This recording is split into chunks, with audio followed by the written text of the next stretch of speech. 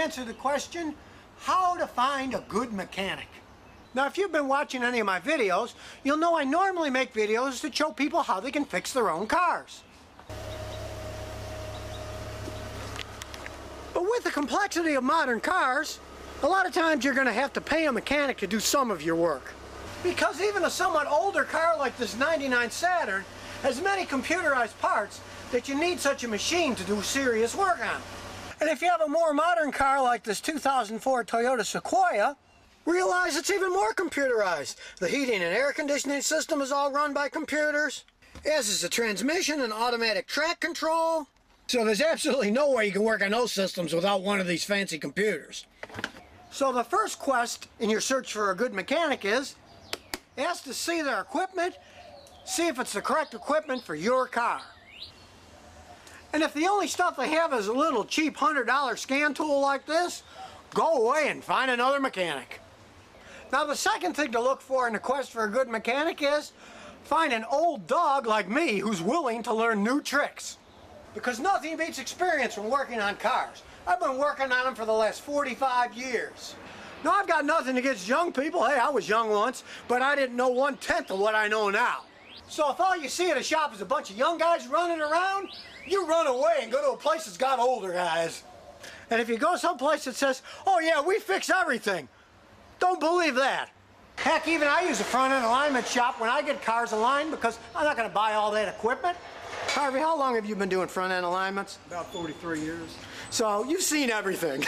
Just about. Would you rather pay Harvey less than $100 or get that experience yourself and end up buying a whole bunch of equipment to do it with too? See, even guys like me use other mechanics.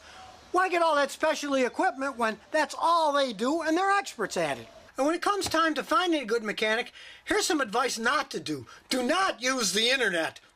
As an example, I typed good mechanic in Houston, found a bunch of different things, and then I did a little research and found out that some of those mechanics were really bad mechanics that all us mechanics in Houston know about and would never send anybody to.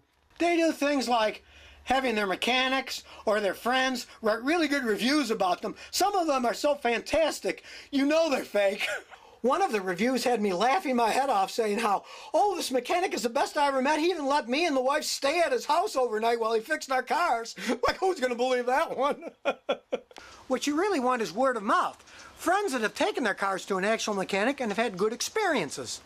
Then you can go home and meet them and talk to them. You can see if they're regular people that are doing an honest job or whether they're acting like P.T. Barnum and are looking for a sucker every minute.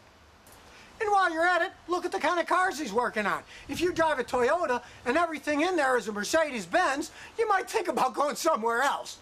And here's a trick I learned years ago. Look at the cars in his lot and see when the inspection and registration stickers are good.